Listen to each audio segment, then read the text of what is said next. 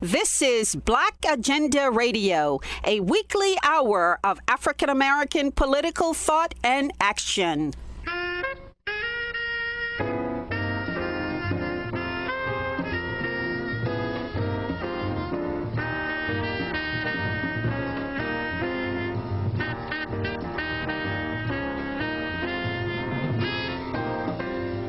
Welcome to the radio magazine that brings you news, commentary, and analysis from a Black left perspective.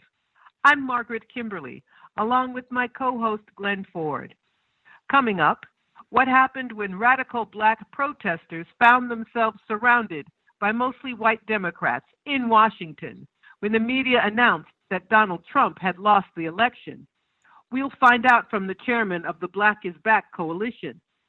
And we'll talk with the author of a book on mixed-race women, Mulattas, and how they are depicted in Brazilian and U.S. media.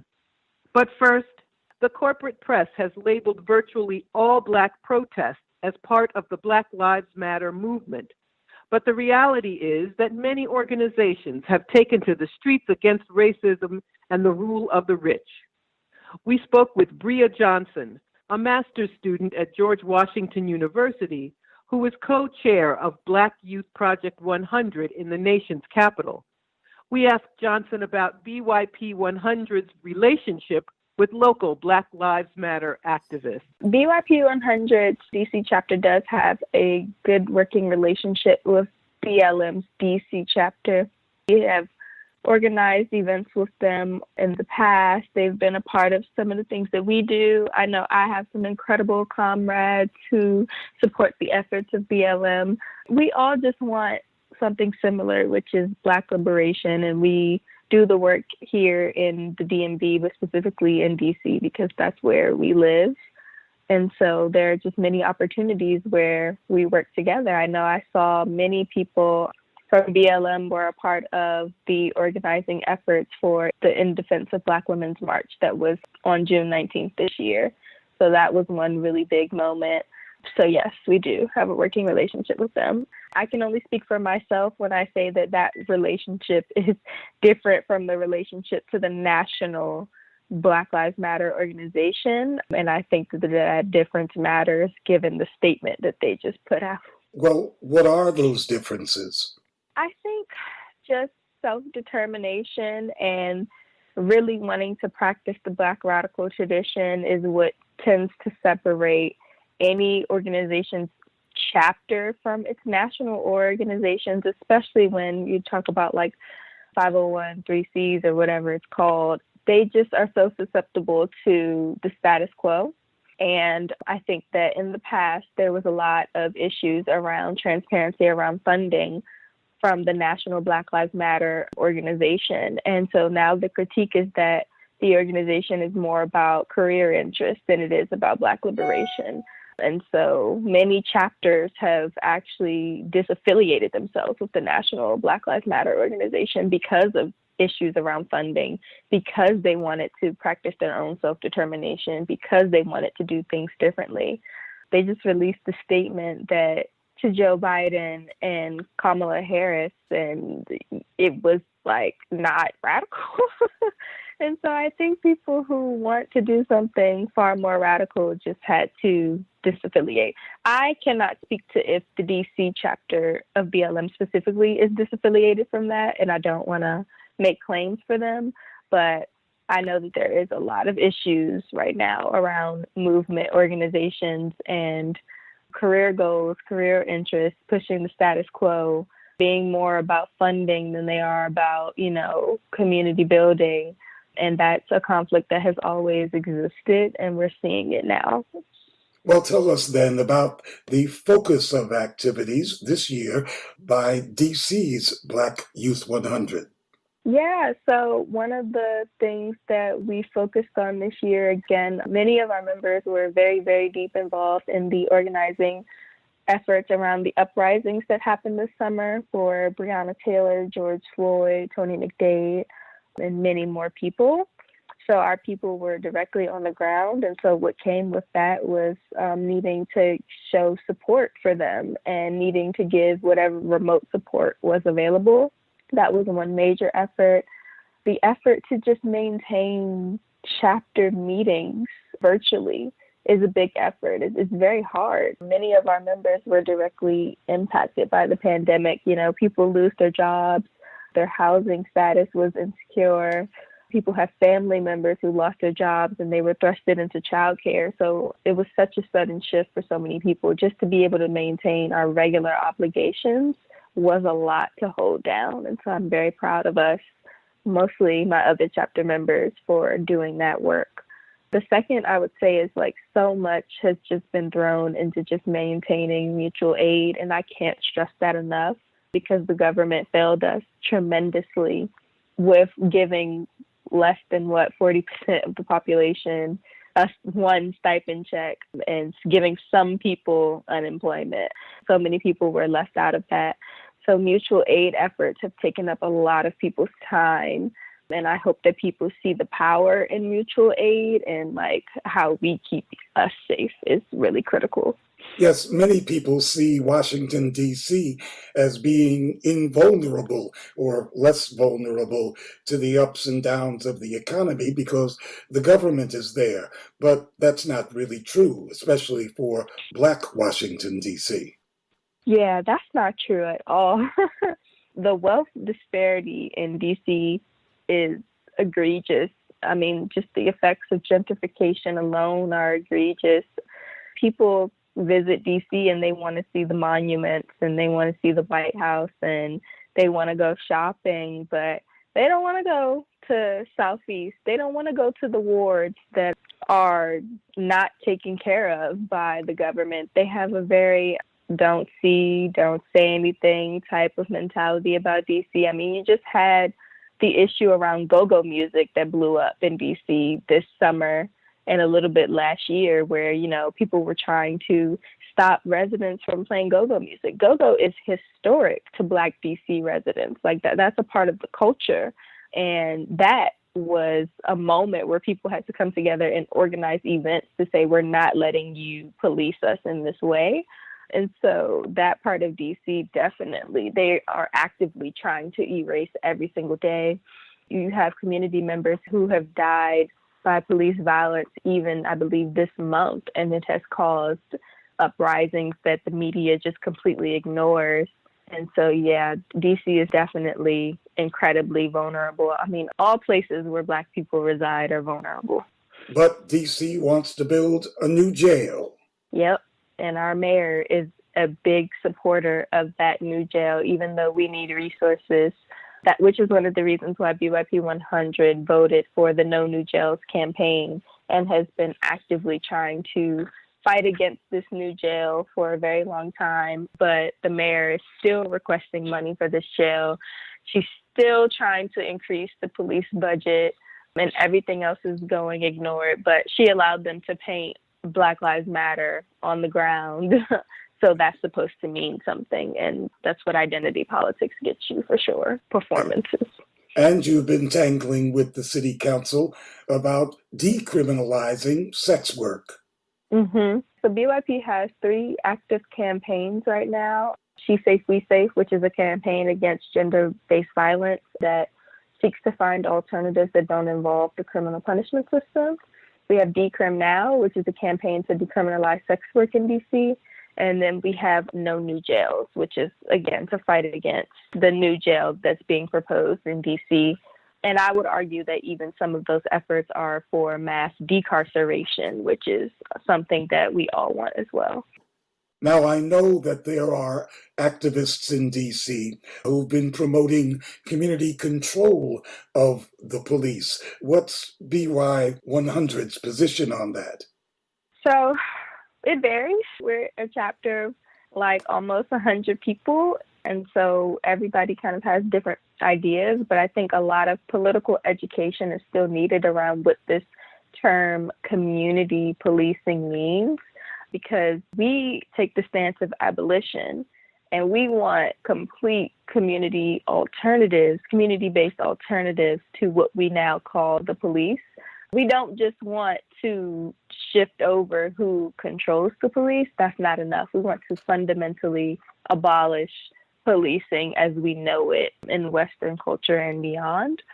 And I think that's what separates us from a lot of the people who just want this thing called community control of the police. Because policing is something that we have deeply internalized. And so we always use the term kill the cop in your head. And so what we know is that the person that killed Trayvon Martin was not a police officer, right? And so we know the dangers of things called community policing. We know the dangers of things called the neighborhood watch. We know the dangers of things like that. So that doesn't necessarily get to the root of the problem. Only abolition can do that. You're 24 years old, but we know you came to some national recognition back in 2015 with the occupation of Towson State University. From your perspective, what changes has the movement undergone in the past 5 or 6 years?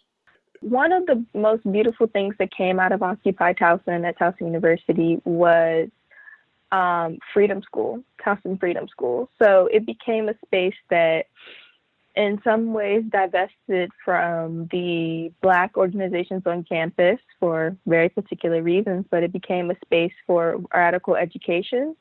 It became a space where people wanted to learn about the Black radical tradition. They wanted to learn about Black feminism. They wanted to learn about queer and queer theory. And they wanted to be able to turn theory into action. And, I really believe deeply in what Joy James said, that like the theory, it has to be made actionable. And that's like the only way that we can change the paradigm. And so I'm very proud of spaces like Freedom Schools, where the grip that the academy holds on your ability to think and see clearly and assess the problem is temporarily alleviated. There's nothing more beautiful, in my opinion, than getting a group of Black people together for feminist consciousness raising. And that was something that we helped build throughout Towson's Freedom School. I'm not deeply connected to Towson Freedom School anymore because life has taken me other places, but I know that they're still up and running and they're still trying their hardest to shift many things at Towson University. One of the demands that still has not been met to this day is divestment away from contracting with prisons, because Towson gets all of its, actually the University Systems of Maryland, I believe, gets all of their furniture from prisons. So really trying to divest away from that, I think, is so critical to where we are in the overall movement for Black lives, where that type of relationship between the university and the criminal punishment system should not exist. And so understanding the connections the university has to some of the larger problems in society is where that movement needs to continue to go. The biggest limitation of student organizing is when you only focus on the demands of your specific university and you forget to connect your university to the world, right? So one of the things we said in Occupy Towson was like, the notion that the university is a microcosm of the world is flawed, and it doesn't provide you with the best analysis to do the work that needs to be done. You have to see the university as a part of the world. So while you are on that campus, even though you may feel siloed and you may feel like your experiences are just specific to that campus, you have to know that that is not true. Your experiences are a reflection of white supremacist, imperialist, capitalist patriarchy, and your university is actively participating and sustaining those things. And your university is likely probably actively participating in the climate collapse. And so what can your demands do to alleviate suffering on campus, but to also push the world to what we actually want to see as Black radicals? And so sometimes we get that in the Black student movement, and you have people who draft demands with that in mind and who do the work after to get to that place. And sometimes you have movements where people really were just in it to make some minor changes on their campus and they fade away. So after the sit-in, we lost a lot of people from our coalition base who, they were done after that. But then we got some really strong people and we were able to do things like we took over the Board of Regents meeting and we did our best to infiltrate different units on campus that had levels of power. We did our best. And so I think, the next generation, I think what we're up against now is making sure that our efforts are not erased. Figuring out how to archive our own is so important to this movement. figuring out how to tell our own narrative, and figuring out how to make sure that when people tell history, they remember that the spectators of resistance were there, is where I'm at with it now. And I hope that the next wave, because there's always going to be another group on campus organizing specifically that comes through and has to fight yet again. And so now one of the biggest movements is people want police out of schools. They want the relationships between police departments and universities to be severed. And so I think we'll see a lot of organizing efforts on Towson's campus and many campuses that are specifically around that. Why do we pay police officers for things that they should not be a part of? And so I hope to see that be pushed forward a lot. Retention and recruitment of Black faculty is really important, but not just Black faculty in STEM. So a lot of people get upset with me, but I believe that the arts and the humanities and those types of scholars who we need now more than ever to help us interrogate what we're up against. And so I hope to see that. So I hope universities stop slaughtering Black studies, queer studies, and women's studies and critical race theory and all those incredible things, because we need it more than ever. In my role right now as education co-chair with my other lovely co-chair, their name is Naomi, and I have tried to do is just help facilitate people's consciousness raising to the best of our ability. What we try to do is figure out, like, what is this moment calling for? What is the best type of political education that's needed in this moment? So I wasn't a part of this, but a former member of UIP 100 is a Nigerian organizer named Nena. And so Nena was a part of organizing a political education for what was happening in Nigeria, so that people in the States or anywhere else could get a real foundational understanding of what's happening in Nigeria, why we need internationalism, and so on and so on. So that was a moment of reading the moment and being able to go back and pull from history, pull from theory, and pull from many other places so that you can help people understand what they are bearing witness to, one, which is one part of the political education, and two, how you can connect them back to their own hidden history, which I think is another part of it, and then three is how you can help them freedom dream for the future. So when I say political education, and when I do this work, and what I hope to do as an organizer for the future and as a professor, if I ever become one, is those three things. I want to help people understand what they're bearing witness to and what they're experiencing. I want to be able to guide them through a historical analysis so they know what's not new and what's been hidden and what resistance has been in the past and how the problems came to be. And then I really, really, really want to help them use their Black radical imagination and dream about something new, because I think we need all of that in order to get liberation for all Black people. On the subject of internationalism, we know that, especially after the massive mobilization back in June, there were demonstrations of solidarity from folks all over the world. But some of us have noted that there is not that level of reciprocity in terms of solidarity in many of the mobilizations here in the United States. Solidarity with Black folks in Brazil, solidarity with folks all over the world who are struggling against U.S. imperialism. Yeah, I completely agree with that. I know that that is a critique that many organizers abroad, Black feminists abroad, have said about specifically just Americans, North Americans specifically. And I think that we need to really reckon with what it means to be, yes, we are stolen people on stolen land, and we understand that, we were brought here against our will, and so on and so on and so on. But we need to return to what it means to live in the heart of empire. We know that that empire is violent towards us. We know that that empire doesn't want us here. We know what our experiences are. And also, can we hold the fact that we still live in the heart of that empire? And in some ways, we are still falling for the propaganda of that empire, one. And two, because this is technically our home in the sense that we were born here, we grew up here, how does that cloud some of our political commitments? Or moreover, a more important question is like, how does that create some of our political limitations? Is a really important question for us to grapple with, specifically those born in the U.S.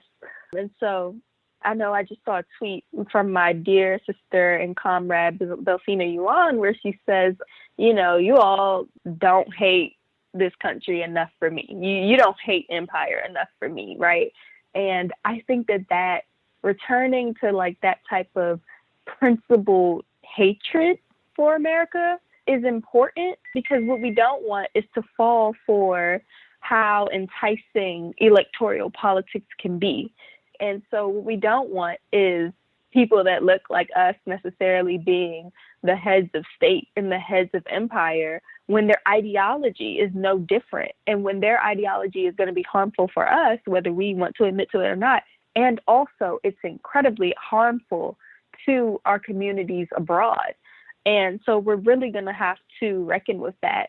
And so at what point do we need to take a step back and be quiet and kind of follow the lead of other places because of the fact that we live in the heart of empire? And those are questions that many people struggle with, or they're just outright resistant to.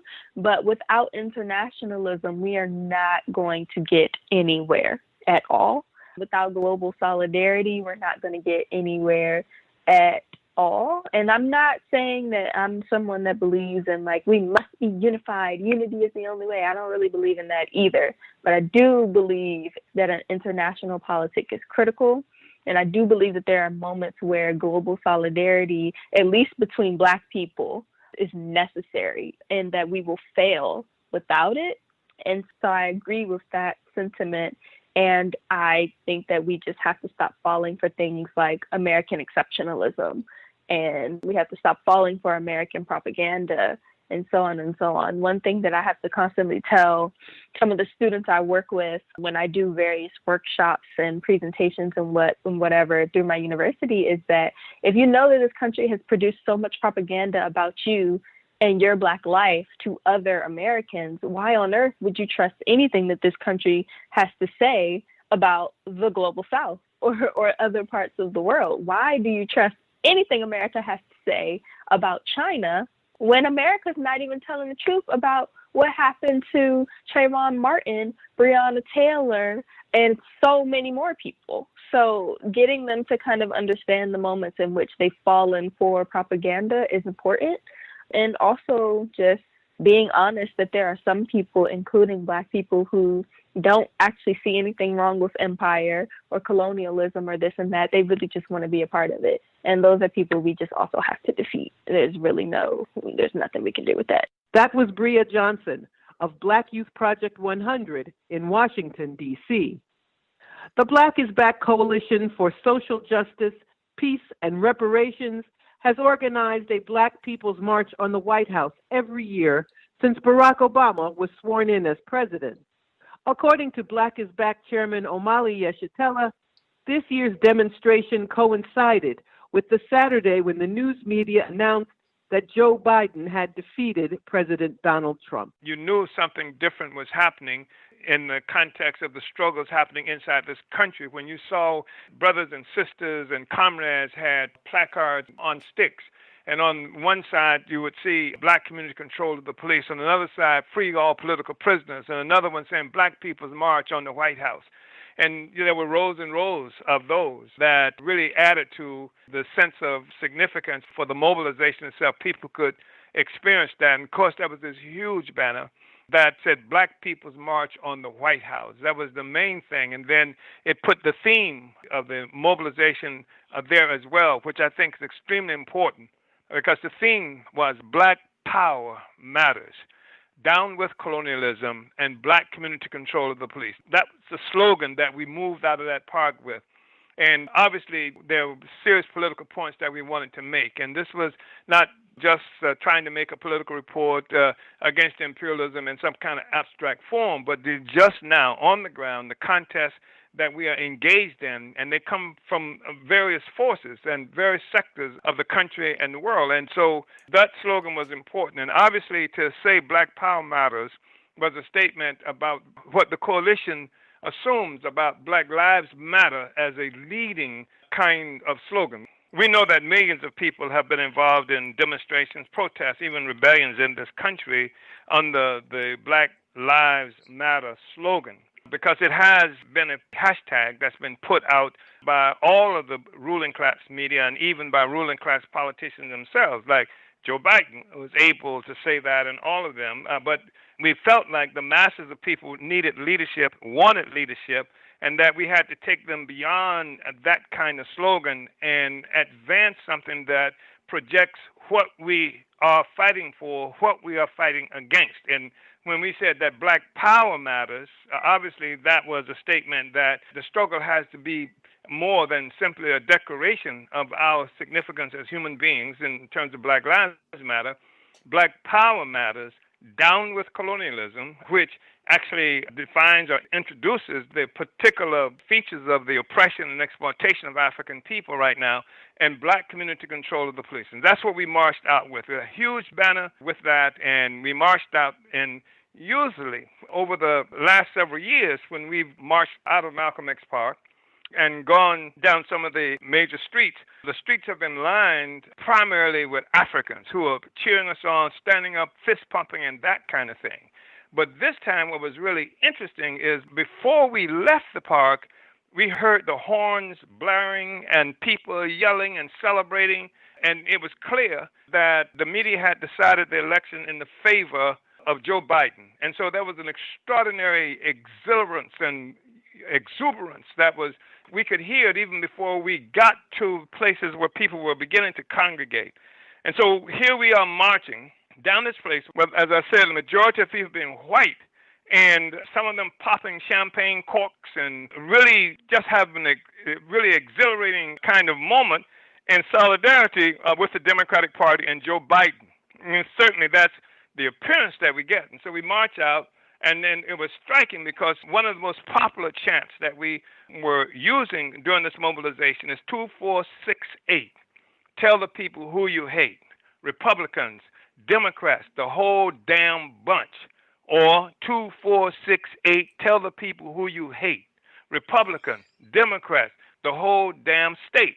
And this was a slogan, one of the most popular slogans, and certainly when we got to larger clusters of people who were out celebrating, that we were putting that forward. We had this banner talking about the struggle against colonialism and for Black power, etc. And majority, as I said, of the people standing out were white. And what was really interesting to us is how white people were cheering these banners, cheering the slogans that we were making. So that was striking from the beginning. Still, I didn't know too much how to understand whether this was just a smattering of some people there who perhaps was a little confused. And so we marched till we got to Black Lives Matter Plaza. And we stopped there because we couldn't get to the venue that we were supposed to have our second rally after marching at the White House. Because we couldn't get there because the celebration in the streets of Washington, D.C. was such that it made traffic impossible. Even some of the cars that were traveling with our mobilization couldn't come in. The police wouldn't let them in because the scene was so thick there. And yet, here we are in a sea of mostly white people with sprinklings of Africans, and people began to not just hold a chant, which was good, but to speak. And to speak to this crew of people about how that they're claiming to love Black people and Black Lives Matter was meaningless unless they could unite with Black people to fight for Black power. You unite for the right and the struggle of Black people for power. And we said that just to be saying you're against racism is not enough. You have to be against colonialism, because this defines the economic and political exploitation and oppression of Black people. And you got to be with us to be free, not just to say how much you like us. The whole mass of white people were out chanting Black community control of the police, Black community control of the police. So it was really something to behold and to experience. And this was different from speech that we might make from lecterns or something like that, but actually out in the middle of this sea of people who were definitely Democrats with the big D and the small d, people who were exhibiting patriotism, and people who were Biden supporters, and then to make speeches standing right face to face with them, as close as we could get without fear of contracting the virus. And we are talking about how the Democrats and the Republicans represent the same ruling class. And we give examples while people are there, sometimes with their mouths wide open, of who Biden is and what he has done to our people and what he's done to peoples around the world. And so to see white people, many of them who were chanting with us, and all of whom sometimes in stunned silence, but otherwise showing interest in what was being said by the different speakers from our coalition who stood before them. I think that was really powerful, really positive, and I think it also represents what the coalition has for some time understood its mission to be, and that is to provide some kind of leadership. And leadership, we don't necessarily mean that all the time organizationally, but even in terms of ideas, even in terms of helping people to go beyond the simple analysis or lack thereof that comes from the ruling class. I think the coalition has played a just extraordinary job in doing that, and it's the only mobilization of its type that happened. I mean, here we are in the middle of this thing. You should have seen it.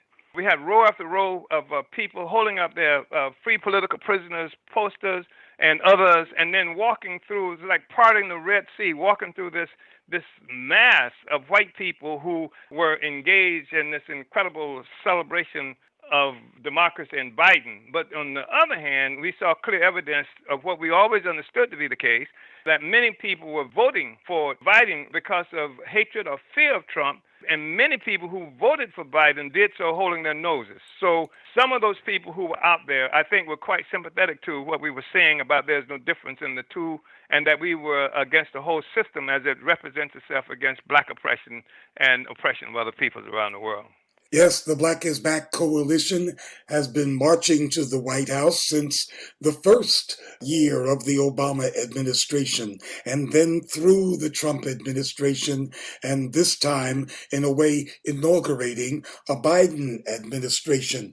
But Biden is putting together his new cabinet, and it seems that Susan Rice is a candidate for Secretary of State.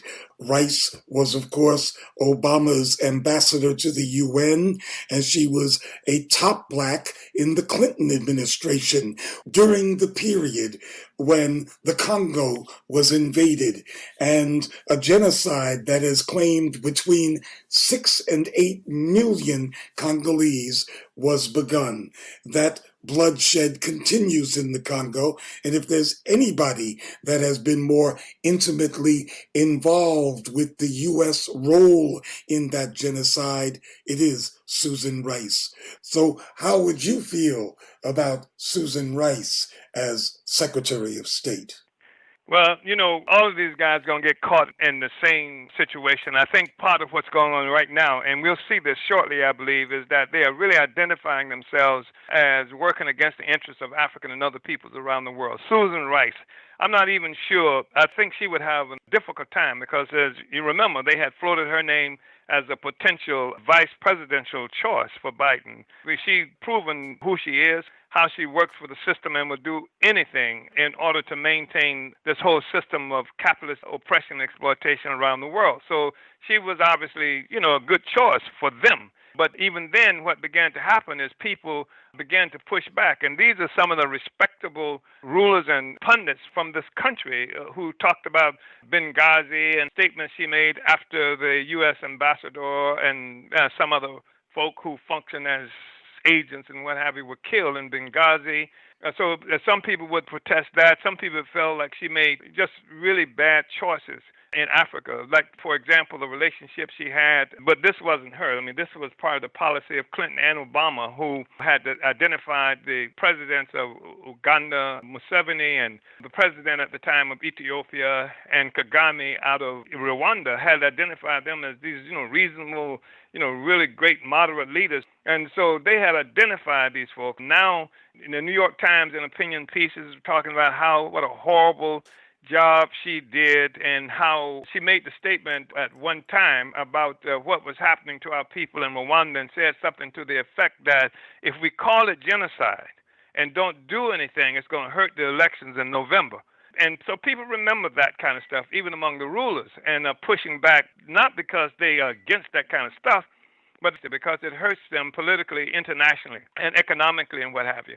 And as you know, Susan Rice also became a lobbyist for Kagame's government after she left office. So that says something about where her loyalties and fidelities rest. And that's with capitalism, the whole social system that oppresses us. So she is a logical choice for the rulers, but she would be an incredible aggression against our people. And I think more and more people are coming to terms that there is such a thing as white power in blackface, and that we have seen that, and I think even people are more and more recognizing that about Obama, and they will see that in Kamala Harris. Some people have already know that about Kamala Harris. I think we're getting kind of expose of those people in our own communities, black, just like us, who work for the other side consciously, not people who make stupid mistakes or get the wrong line and whatever. They always have the right line. And when I say right in this instance, they know exactly what they say, exactly what they're doing. They are conscious representatives of our oppressors. And Susan Rice is just a really solid example of that. As disturbing as it is that they would consider Susan Rice as a Secretary of State, it is even more worrisome that we know that the Congressional Black Caucus would rally around her if she was in the running, just as they did when she was mentioned as a possible Secretary of State under Obama. Yes. And I think that's right. And I didn't even know people were still paying attention to the Congressional Black Caucus. They've played such an obvious anti-people, anti-black people role over the last many years. So I expect, that's right in terms of their support for Susan Rice, because it's sort of like there but the grace of God go I. It represents their own interest, their own unity with our oppression, and it represents for them the potential, possibly, of sharing the same kind of power or relationship or stature that's associated with the Secretary of State themselves. Their children can also hope to be Secretary of State, or perhaps they can hope for office in the government. The Black is Back Coalition is getting ready for its yearly electoral school. And the lesson, as always, is that Black folks can run for office without being a minion of the Democrats or the Republicans. Yeah, I think that's absolutely right. That's one of the things I think we can be proudest of that the coalition has done. But there are a lot of them. But this election school, this school to teach African people how to participate in elections. And when we say how, we mean to achieve some kind of political clarity, some kind of analysis that would help people make good decisions about that participation.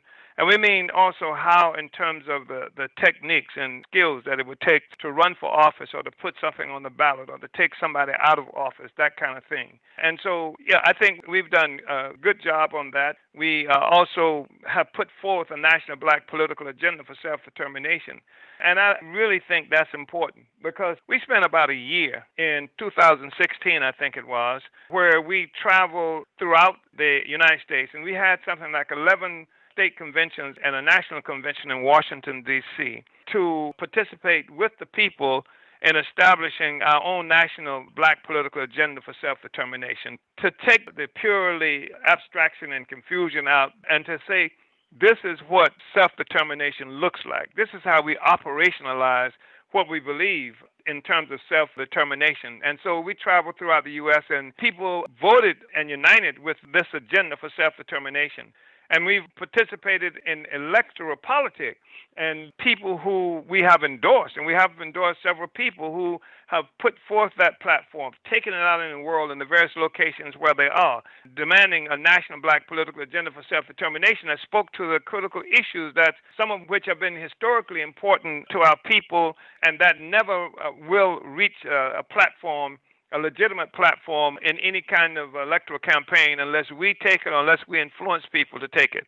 So that's what we're going to be talking about in part at this school, because we're not trying to create a situation where we can make people more effectively like the Democratic Party. We are trying to intervene in this process that has been allowed to audition and cater to and promote what some of you at the Black Agenda Report characterize as this misleadership class. It's the African petty bourgeoisie, these sycophants, these people who are locked at the hip, locked by the lips, I should say, into the capitalist colonialist system. They have been the ones who, it's been said, they represent us because they are the only ones who've been participating there. After the government succeeded in arresting and killing off the most significant leadership of our people during the 1960s, they elevated many of these creatures or their children into political office, political spaces, and even train them. There are people who fund training them to represent black people, white corporate bosses. So what we are saying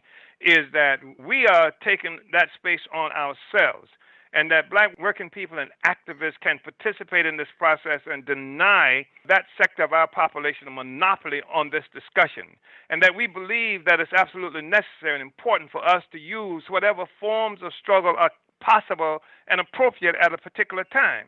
And so we believe that the electoral process can be used to escalate our struggle, to elevate our struggle to higher levels, as it really exacerbates the contradictions now that we have invaded that space, and it's not just the African petty bourgeoisie or misleadership class that's speaking for us.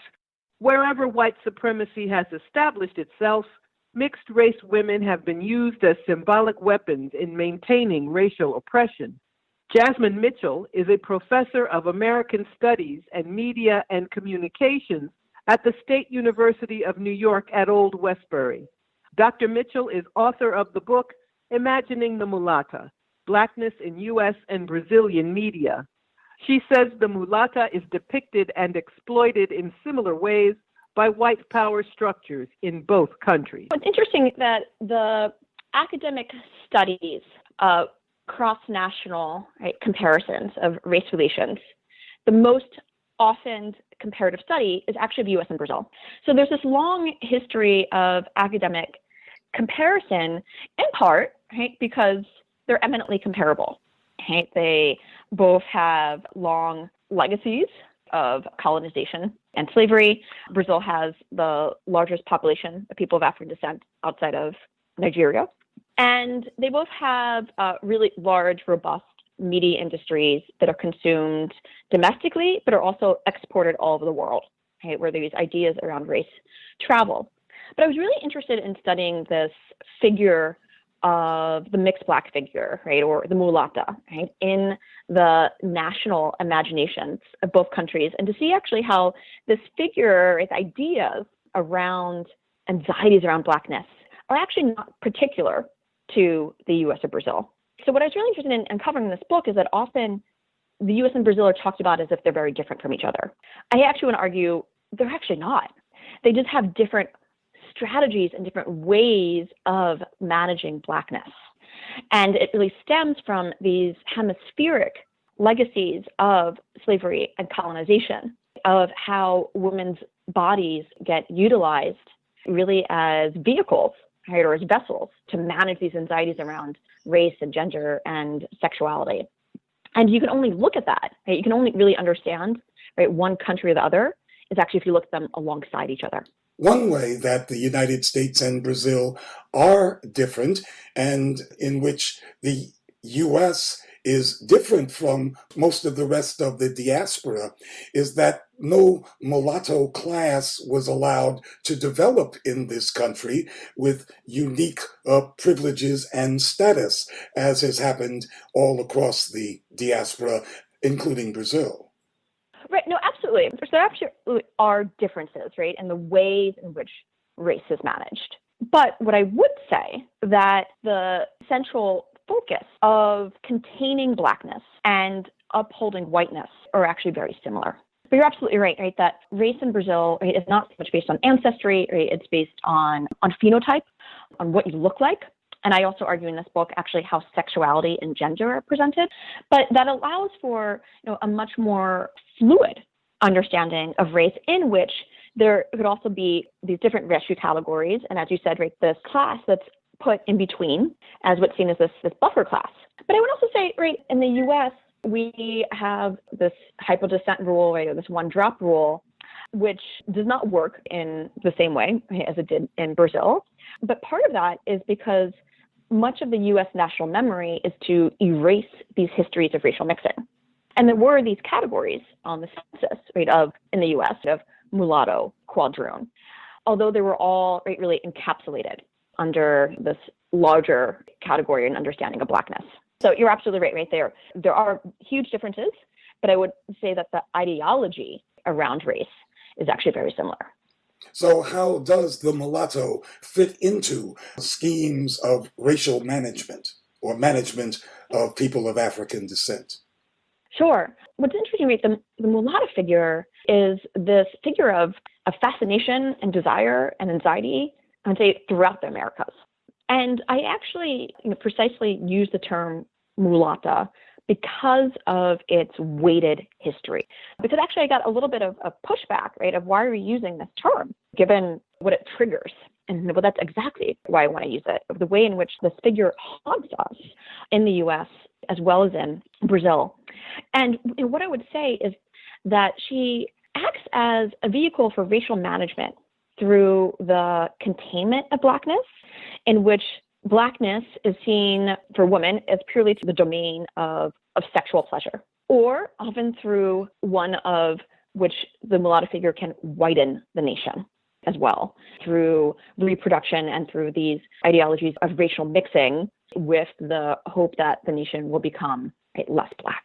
Yes, the whitening of Black folks is seen as upward mobility and progress, and the mulatta is therefore presented as proof of such racial progress. Exactly. And in Brazil, that's really clear. That she's been this icon of racial democracy and racial mixing that are intertwined, where she literally becomes this evidence of racial democracy, that there's no racism here, because how could we possibly then have this celebrated, iconic mulatta figure? When actually the mulatta can be seen as proof of the power of white hierarchy, of white men over Black women's bodies. Yes, exactly, because the mulatto figure is really used to up white patriarchy. And that's why it's so important to also think about how gender and sexuality are entwined with Blackness, because it's really about absolutely control over Black women's bodies as a vehicle for the future of the nation. We've been talking about Brazil's claims to racial democracy, but Brazil is the capital of the world in terms of police killings of young people of African descent. Yes, there's this way in which then this imagery and celebration of the mulatto figure acts as a way to disavow racism and to deny state violence against Black bodies. And perversive way as well, the mulatto figure herself also justifies and romanticizes sexual violence against Black women. So there's this way in which there's this legacy of sexual violence from all the way going back from the coercions of slavery's reproduction to the way in which Black female sexuality is continued to be commodified today, to invisibility of rape in political legal systems, to the way in which the imagining of Black hypersexuality becomes justification for the oppression of Black women. Yes, most people in the United States, when they think of Brazil, they think of carnival in the big cities, Sao Paulo and Rio, and the image is one of a lightly clad Black, more mulatto woman. But Sao Paulo is a city in which in 1 week, police killed 300 young Black men. That's what Sao Paulo is really all about. Right. And what's interesting, too, I think it's also important to also think about how region works in Brazil. So, for example, thinking of Sao Paulo, which is a place I lived for a while and actually was my first job out of college, was actually teaching at the American School in Sao Paulo. And it's also where I conducted a lot of my research at the University of Sao Paulo for this book. And Sao Paulo is often imagined as more modern, as the place where a cosmopolitan city, where it literally is bringing up the economic, political, and intellectual order of Brazil. And part of that imagery is precisely because of the ways in which Sao Paulo is also imagined as whiter, the ways in which the region of Sao Paulo systematically marginalized Afro-Brazilians. And it's interesting, the Northeast tends to be blacker, right? It is also imagined as more backward. But you're absolutely right. There's this contradictory, going back to Carnival, this way in which Carnival is imagined internationally, so domestically within Brazil, but also internationally as symbol of Brazil, in which the mulata and samba are often collapsed into each other. They become one and the same. And the mulata is essential to Carnival, to sensuality, to samba, but it's only part of the year. And that's what I was interested in also looking at this book, in that she's really only contained within certain modes of the celebration of Carnival during part of the year, of thinking about samba shows, which are often geared towards tourists. But the vast majority of dominant media, right, of magazine covers, telenovelas, are white. So there's this contradictory shift over who is valued in the nation and how is Blackness contained through the idea of mulatta sensuality or through samba, right, but only in those domains. One of the actors that I really fascinated by her star persona is an actor, Camilla Patanga, who is the daughter of a very well-known Afro-Brazilian actor, Antonio Patanga, but appears within the Brazilian racial systems, morena, right, which is really a vague way of saying anything from a brunette to just a polite way to call someone black, right, because there's such a stigma around Blackness, or in this kind of mulatta iconography.